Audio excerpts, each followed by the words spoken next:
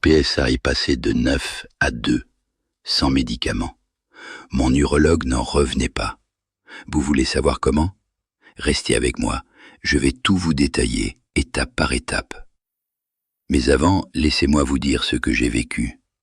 Pendant des années, j'ai vu mon taux de PSA grimper, lentement, mais sûrement. Chaque prise de sang était une angoisse. Mon médecin me disait « On surveille, on verra l'année prochaine ». Mais moi, je sentais que quelque chose clochait. Les nuits, je me levais 3 fois pour uriner. Le jet, autrefois puissant, devenait un filet hésitant. Et puis, il y avait cette peur, la peur du cancer. Je ne pouvais pas l'ignorer. Je suis urologue, je vois ça tous les jours. Mais quand c'est vous, c'est différent. Alors, j'ai décidé d'agir. Pas avec un traitement miracle, mais avec une approche méthodique, basée sur la science. Et aujourd'hui, je veux partager cette méthode avec vous. D'abord, posons la question, qu'est-ce que le PSA? C'est une protéine produite par la prostate qui se retrouve dans le sang. Normalement, le taux est bas, généralement en dessous de 4 nanogrammes par millilitre. Au-delà, ça devient un drapeau rouge. Mais attention, un PSA élevé ne signifie pas automatiquement cancer. Il peut y avoir une inflammation, une hypertrophie bénigne, une infection, ou même une simple irritation après un rapport sexuel ou une longue bicyclette. Le problème, c'est que le taux de PSA monte progressivement avec l'âge pour beaucoup d'hommes. Mais quand il monte vite, comme c'était mon cas, on s'inquiète. Mon taux était à 9, stable depuis 6 mois. Mon urologue insistait pour faire une biopsie. Je comprenais, c'était la procédure standard. Mais moi, je voulais d'abord explorer d'autres pistes. Pourquoi mon PSA augmentait-il? Qu'est-ce qui se passait dans ma prostate? Une prostate qui grossit, c'est souvent à cause de l'inflammation chronique et du déséquilibre hormonal. La testostérone se transforme en DHT, une forme plus puissante qui stimule la croissance des cellules prostatiques. Ensuite, il y a l'inflammation, des cytokines, des radicaux libres, une alimentation acide. Tout cela contribue. Et le stress, bien sûr. Le cortisol fait des dégâts. Mais ce que la plupart des gens ignorent, c'est que plusieurs facteurs sont réversibles. On peut agir sur l'inflammation, sur l'équilibre hormonal, sur le stress. Et c'est exactement ce que j'ai fait. Je suis urologue depuis plus de 30 ans. J'ai exercé à l'hôpital Necker et à l'Institut Curie. J'ai traité des milliers de patients, de tous âges, avec toutes sortes de problèmes de prostate. Mais je suis aussi un patient. Et cette double expérience m'a donné une perspective unique. La médecine conventionnelle est excellente pour diagnostiquer et traiter les cas graves. Mais pour la prévention et les stades précoces, elle manque souvent d'outils. Trop souvent, on attend que la maladie s'aggrave pour intervenir. Moi, je crois qu'on peut faire mieux. On peut agir en amont, avec des changements simples mais puissants. Et c'est ce que j'ai testé sur moi-même. Pas de médicaments, pas de suppléments miracles, juste une approche globale, validée par des études sérieuses. Et les résultats parlent d'eux-mêmes. Alors, comment mon PSA est-il passé de 9 à 2? La première étape, c'est l'alimentation. J'ai découvert que certains aliments sont particulièrement inflammatoires pour la prostate. Les produits laitiers, par exemple, contiennent des facteurs de croissance qui peuvent stimuler la division cellulaire. J'ai réduit drastiquement ma consommation de produits laitiers. Pas totalement parce que j'aime le fromage, mais je les ai limités. Ensuite, les viandes rouges et transformées. Elles sont riches en graisses saturées et en composés pro-inflammatoires. J'ai basculé vers une alimentation plus méditerranéenne. Beaucoup de légumes, de fruits, de poissons gras, d'huile d'olive. Les tomates cuites, riches en lycopène, sont particulièrement bénéfiques. C'est un antioxydant puissant qui réduit le stress oxydatif dans la prostate. Une étude de 2024 a montré qu'une portion de tomates cuites par jour réduit le risque de cancer de la prostate de 20%. J'ai aussi augmenté ma consommation de crucifères, brocolis, choux, choux-fleurs. Ils contiennent du sulforaphane, un composé qui aide à détoxifier les cellules et à ralentir la croissance tumorale. Mais l'alimentation seule ne suffit pas. J'ai aussi modifié mes habitudes de vie. Le sommeil, par exemple. Le cortisol, l'hormone du stress, est un ennemi de la prostate. Si vous ne dormez pas assez, votre taux de cortisol reste élevé, et cela favorise l'inflammation. Moi, je visais 7 à 8 heures par nuit, dans une chambre totalement noire. J'ai aussi intégré une routine de gestion du stress. Méditation, cohérence cardiaque, marche en nature. Rien de compliqué, mais régulier. Et puis, il y a l'exercice. L'activité physique régulière réduit l'inflammation systémique, améliore la sensibilité à l'insuline et aide à maintenir un poids santé. Je faisais du vélo, mais attention, une selle trop dure peut comprimer la prostate. J'ai opté pour une selle large et amortie, et je limitais les sorties à 1 heure. La marche rapide, la natation, le renforcement musculaire sont excellents. 3 à 4 séances par semaine, 30 à 45 minutes suffisent. Et puis, il y a un outil qui a fait toute la différence pour moi, le suivi quotidien. Pendant des années, j'ai noté mes symptômes, mon alimentation, mon sommeil, mon stress.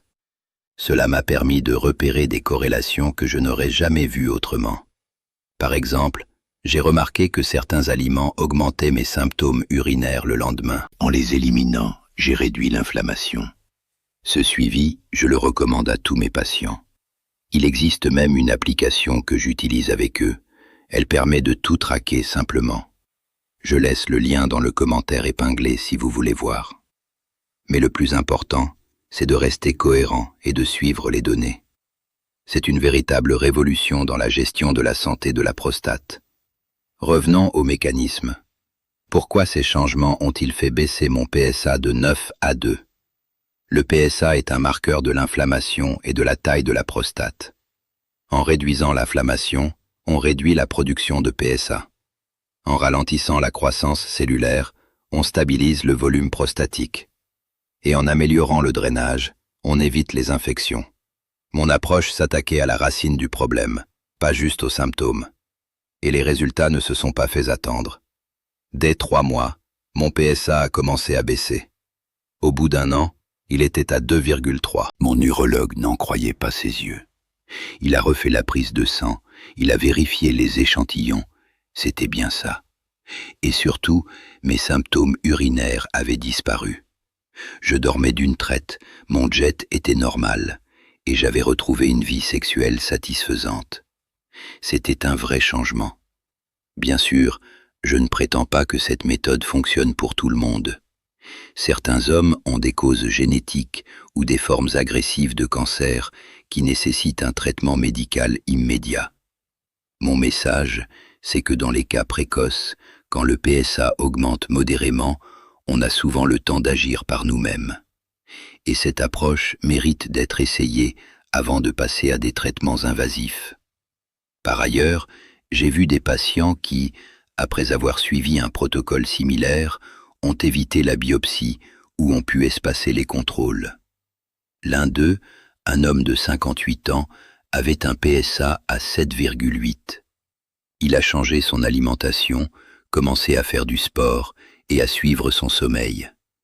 Au bout de 8 mois, son PSA était à 3,1. Son urologue, un collègue, a été stupéfait. Il m'a appelé pour me demander ce que j'avais fait. Mais attention, il y a des pièges à éviter. Beaucoup d'hommes se tournent vers des compléments alimentaires, comme le zinc, le sélénium ou le saut-palmetto. Si certains sont utiles, d'autres peuvent être contre-productifs. Par exemple, des doses élevées de zinc peuvent aggraver l'inflammation. Et le saut-palmetto, selon les études récentes, n'est pas plus efficace qu'un placebo pour réduire le PSA. Moi, je recommande plutôt une approche fondée sur la nutrition et le mode de vie, avec si nécessaire des suppléments ciblés, mais après avis médical. Un autre écueil, c'est de croire qu'un seul changement suffit. Ce n'est pas une pilule magique. C'est une combinaison de facteurs qui agissent en synergie. Vous devez être persévérant. Je vais vous donner 2 ou 3 astuces pratiques que vous pouvez appliquer dès demain. Le matin, buvez un grand verre d'eau tiède avec du citron. Cela alcalinise votre corps et stimule l'élimination des déchets. Ensuite, au petit déjeuner, prenez une portion de flocons d'avoine avec des baies. Les baies sont riches en antioxydants, notamment les myrtilles et les canneberges. Elles protègent la prostate. Au déjeuner, ajoutez une salade de choux frisés avec de l'huile d'olive et des noix. Le chou frisé est un crucifère. L'huile d'olive est anti-inflammatoire. Les noix apportent des acides gras oméga 3. Le soir, évitez les repas lourds et riches en protéines animales. Préférez un filet de poisson gras avec des légumes verts. Et surtout, dînez tôt, au moins 3 heures avant le coucher. Cela réduit la pression sur la prostate pendant la nuit. Enfin, je voudrais vous parler du suivi. C'est l'élément clé qui manque souvent. Sans suivi, vous ne savez pas ce qui fonctionne. Mon conseil, c'est de tenir un journal quotidien. Notez votre sommeil, votre stress, votre alimentation, vos symptômes. Au bout d'1 mois, vous verrez des tendances. Et si vous voulez faciliter ce suivi, il y a cette application dont je parlais tout à l'heure, spécialement conçue pour la santé de la prostate. Elle est dans le commentaire épinglé. Je l'utilise avec mes patients et elle les aide à rester motivés. Pas besoin de faire des calculs compliqués, tout est automatisé. Et les données vous permettent de discuter plus efficacement avec votre médecin. Quand j'ai commencé ce chemin, il y a quelques années, j'étais anxieux. Aujourd'hui, je suis serein. Mon PSA est stable, ma prostate est en bonne santé et je me sens plus énergique que jamais. Cette transformation n'est pas seulement physique, elle est mentale. Savoir que je peux agir sur ma santé me donne une force intérieure.